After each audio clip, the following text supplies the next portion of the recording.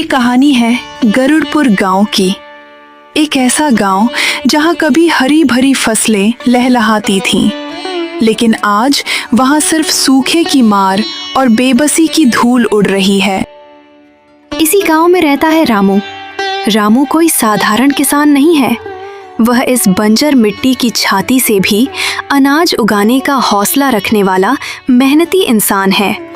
लेकिन जब विधाता ही रूठ जाए तो इंसान की मेहनत भी बेअसर हो जाती है। हे भोलेनाथ, इस बार भी मॉनसून रूठ गया। ये मिट्टी मेरी माँ है प्रभु, लेकिन बिना पानी के ये दम तोड़ रही है। अगर इस बार भी फसल नहीं हुई तो मैं अपने परिवार को क्या खिलाऊंगा? जमींदार का कर्ज कैसे चुकाऊंगा? तुम तो सबके दुखों को हरने वाले हो, फिर मेरे ही घर का रास्ता क्यों भूल गए बाबा?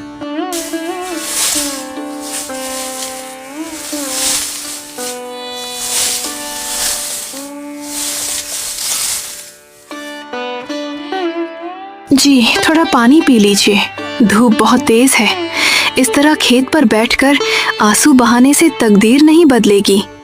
जो विधाता ने लिखा है वो तो भोगना ही पड़ेगा। राधा, दर्द इस बात का नहीं है कि मैं भूखा हूं। दर्द इस बात का है कि घोड़ू सुबह से सिर्फ पानी पीकर बैठा है। स्कूल की फीस ना भरने के कारण मास्टर जी ने उसे स्कूल से वापस भेज दिया। एक बाप के लिए इससे बड़ी बेबसी क्या होगी कि वो अपने बच्चे को 2 वक्त की रोटी और शिक्षा भी ना दे सके। घबराइए मत, हमारे भोले बाबा सब ठीक कर देंगे। उन्होंने आज तक हमें भूखा जगाया जरूर है, लेकिन भूखा सुलाया नहीं है। आप हिम्मत मत हारिए।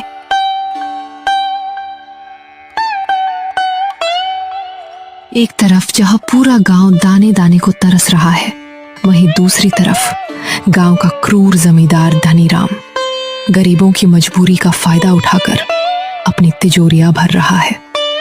धनीराम के दिल में न तो भगवान के लिए डर है और ना ही इंसानों के लिए दया। रामू आज उसी काल के दरवाजे पर खड़ा है जिससे उसने अपनी सूखी जमीन को बचाने के लिए कुछ पैसे उधार लिए थे।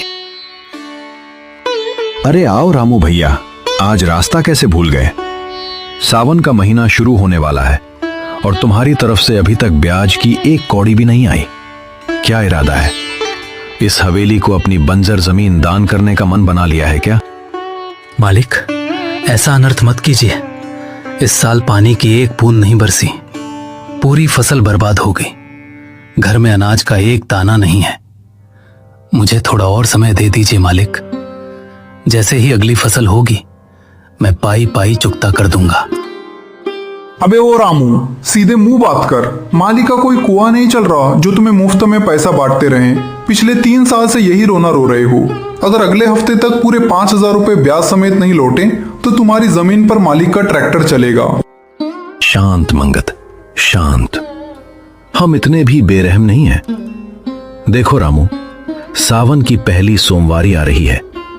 मैं हर साल सुल्तानगंज से गंगा जल लाकर बाबा धाम में चढ़ाता हूं ताकि मेरा व्यापार और फले फूले। इस बार मेरी तबीयत ठीक नहीं है। अगर तुम मेरे नाम की कावड़ उठाकर सुल्तानगंज से देवघर बैद्यनाथ धाम जाओ और वहां मेरे नाम का जल चढ़ाओ तो मैं तुम्हारा इस साल का पूरा ब्याज माफ कर दूंगा। बोलो, मंजूर है? जमींदार के नाम की कावड़? लेकिन अगर मैं गया तो मेरा ब्याज माफ हो जाएगा। मेरे पास और कोई रास्ता नहीं है। बाबा भोलेनाथ के दर्शन भी हो जाएंगे और परिवार पर आया संकट भी टल जाएगा। मालिक, मुझे मंजूर है। मैं आपके नाम की कावड़ उठाऊंगा। भोले बाबा की कृपा से आपकी मन्नत पूरी होगी। बहुत अच्छे। ये लो कावड़ के खर्च के लिए कुछ पैसे। लेकिन याद रखना, अगर जल रास्ते में कहीं भी जमीन पर गिरा या तुमने कोई गलती की तो तुम्हारी जमीन हमेशा के लिए मेरी हो जाएगी। अब जाओ और तैयारी करो। रामू पैसे लेकर अपने घर की ओर चला जाता है, लेकिन इस गरीब किसान को क्या पता था कि इंसानों के भेष में कुछ भेड़िए उसकी तबाही का जाल बुन रहे हैं। जमींदार धनीराम कभी नहीं चाहता था कि रामू ये यात्रा पूरी करे। उसकी नजर तो रामू की उस 2 बीघा जमीन पर थी, इसलिए उसने अपने सबसे वफादार और खूंखार लठैत मंगत को रामू के पीछे भेज देता है।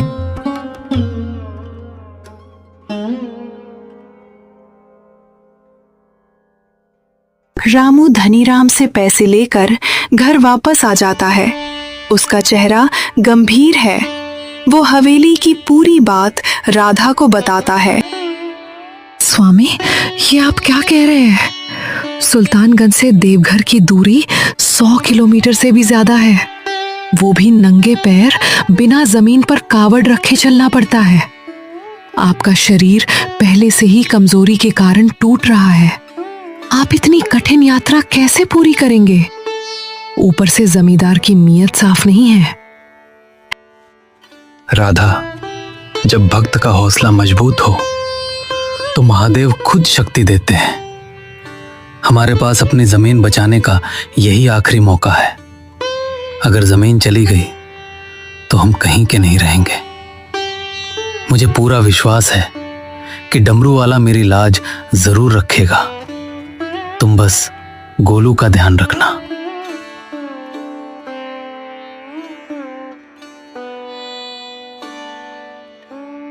पिताजी, आप बाबा भोलेनाथ के घर जा रहे हो? मेरे लिए वहाँ से एक छोटी सी बांसुरी लेकर आना और बाबा से कहना कि हमारे गांव में खूब सारा पानी बरसा दे, ताकि हमारे खेत फिर से हरे हो जाएं। हाँ मेरे लाल, मैं बाबा से तेरी बांसुरी भी मांगूंगा और गांव के लिए खुशहाली भी। तू अपनी माँ को तंग मत करना। अगले दिन रामू सुबह सुबह सुल्तानगंज के लिए निकल जाता है।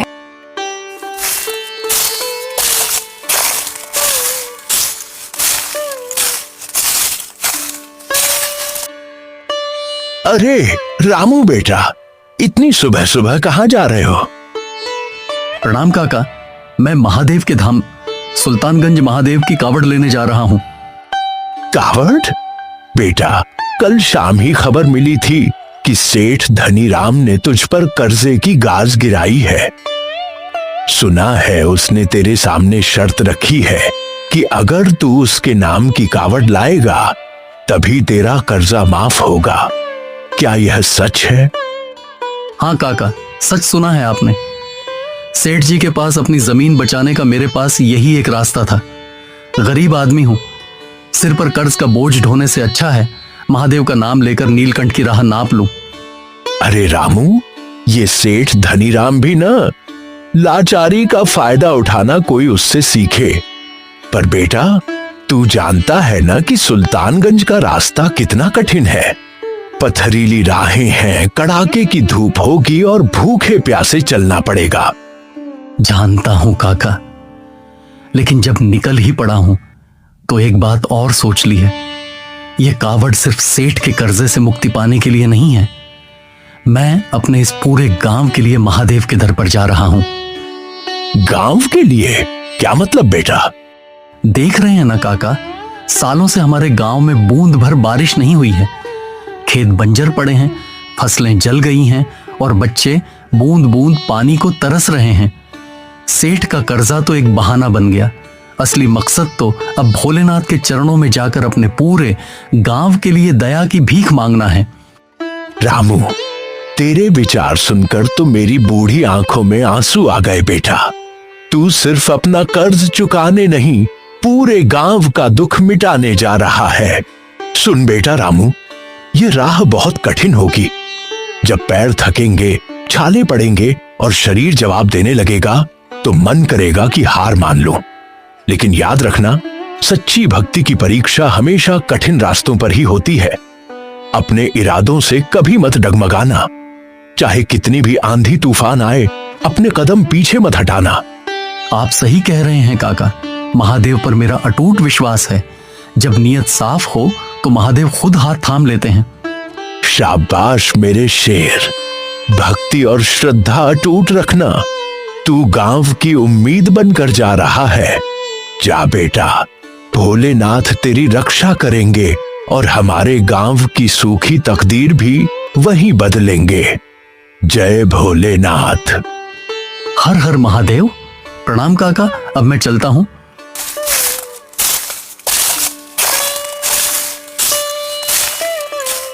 रामू अपने घर से निकलकर एक लंबी और कठिन यात्रा तय करता है।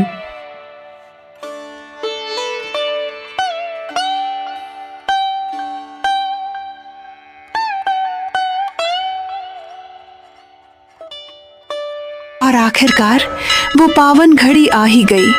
सुल्तानगंज का सुहावना घाट और गंगा मैया की पवित्र लहरें। चारों तरफ सिर्फ एक ही नाम गूंज रहा है, बोल बम।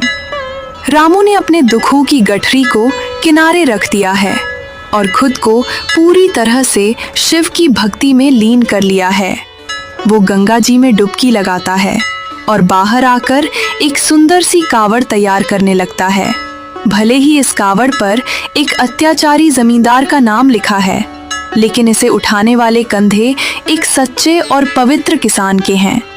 यहाँ से शुरू होती है एक गरीब की ऐतिहासिक और कठिन कावड़ यात्रा। गंगे मैया, मुझे इतनी शक्ति देना कि मैं इस कावड़ को बिना किसी विघ्न के बाबा के दरबार तक पहुंचा सकूं। भले ही ये कावड़ किसी और के नाम की है, लेकिन इसमें धड़कनें इस गरीब किसान की हैं। बोल बम, हर हर महादेव।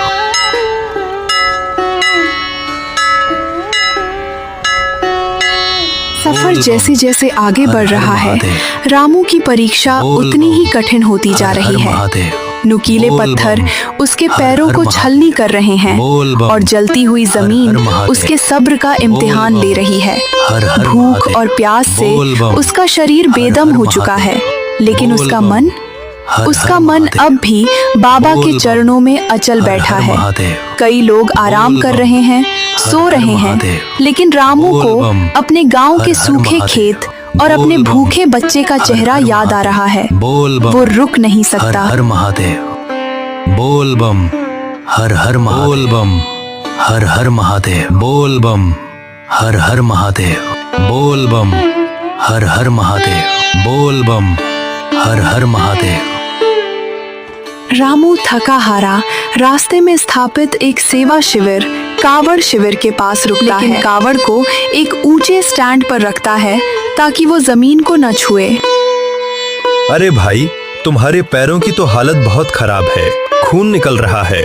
तुम कुछ देर इस शिविर में आराम क्यों नहीं कर लेते? थोड़ा सा मरहम लगा लो, नहीं तो आगे का सफर नामुमकिन हो जाएगा। धन्यवाद भाई, लेकिन मेरे पास रुकने का समय नहीं है। मुझे चौथी सोमवारी से पहले जल चढ़ाना है। अगर मैं लेट हो गया तो गांव में अनर्थ हो जाएगा। मेरे पैरों का दर्द बाबा के नाम के आगे कुछ भी नहीं है। जब तक सांस है, ये कावड़ चलती रहेगी। धन्य है तुम्हारी श्रद्धा भाई। सचमुच बाबा अपने सच्चे भक्तों की परीक्षा बहुत कठिन लेते हैं। लो, थोड़ा सा पानी पी लो। बोल बम।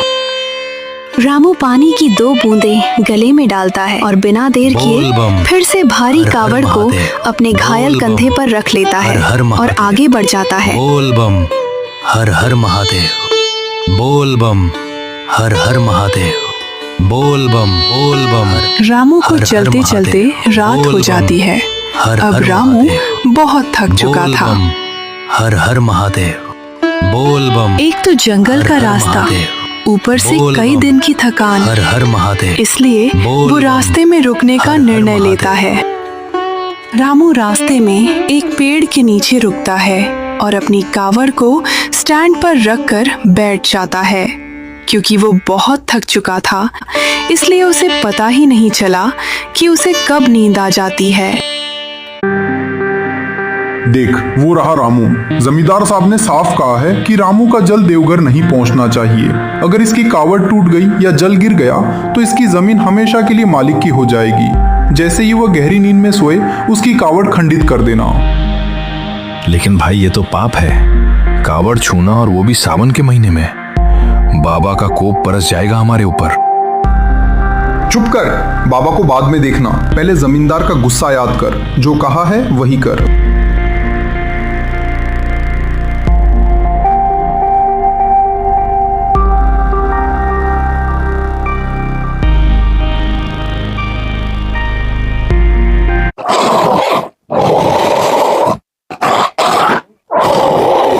बाप रे, इतना बड़ा बाघ, ये यहाँ कहाँ से आ गया? भागो, यहाँ से भागो, ये कोई आम जगह नहीं है।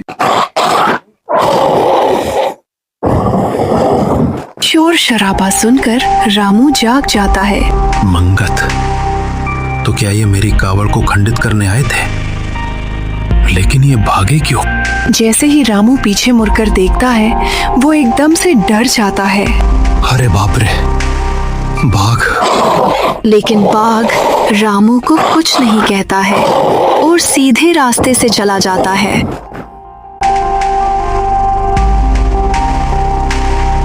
हे भोलेनाथ, आपने उन दुराचारियों से मेरी कावड़ की रक्षा की। आपका बहुत बहुत धन्यवाद। बम भोले हर हर महादेव, बम भोले हर हर महादेव।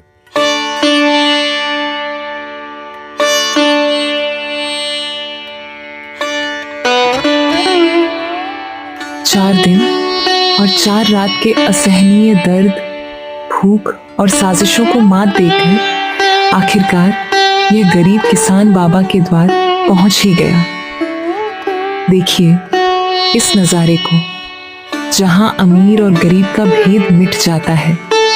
रामू का शरीर भले ही थक चुका है, लेकिन उसकी आत्मा आज नाच रही है। बाबा, मैं आ गया। आपकी कावड़ सुरक्षित पहुंच गई। भले ही इस पर जमींदार का नाम लिखा है, लेकिन मेरी श्रद्धा और आंसू इसमें शामिल हैं। स्वीकार करो बाबा, स्वीकार करो।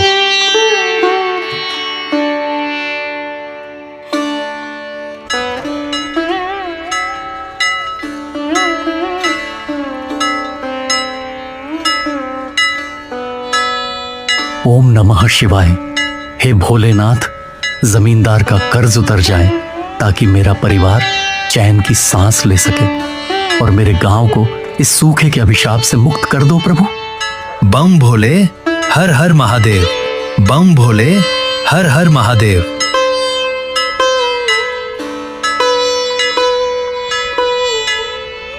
रामू भूखा प्यासा थका हुआ अपने गांव गरुड़पुर वापस लौटता है।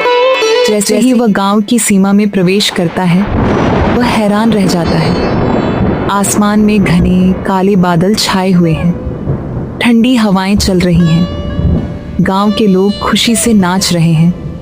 तभी आसमान से तेज बारिश शुरू हो जाती है। वाह रामू, तुमने तो कमाल कर दिया।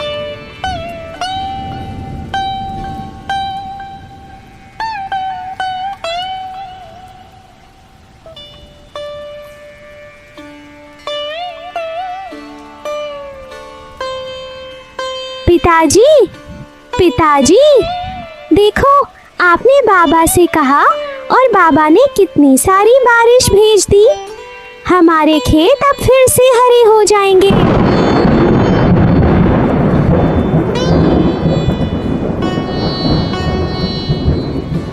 स्वामी, आपके पैर छूने का मन कर रहा है। आपके देवघर पहुंचते ही यहाँ का मौसम बदल गया। बाबा ने हमारी सुन ली। आपकी मेहनत और भक्ति सफल हो गई स्वामी। बारिश अभी भी हो रही है। जमींदार धनीराम अपनी हवेली के बरामदे में उदास और डरा हुआ बैठा है। मंगत उसके पास खड़ा कांप रहा है। रामू अपनी पत्नी और बच्चे के साथ हवेली में आता है। उसके हाथ में देवघर का प्रसाद और बाबा का सिंदूर है। रामू, तुम आ गए? मुझे माफ कर दो रामू, मुझसे बहुत बड़ा गुनाह हुआ। मैंने तुम्हारी कावड़ को नुकसान पहुंचाने के लिए मंगत को भेजा था, लेकिन उस रात के बाद से मंगत के हाथ पैर सुन्न हो गए हैं और मुझे लगातार सपने में बाबा का त्रिशूल दिखाई दे रहा है। मुझे समझ आ गया कि तुम कोई साधारण इंसान नहीं, बाबा के सच्चे भक्त हो। मालिक, न्याय और अन्याय का फैसला तो ऊपर वाला ही करता है।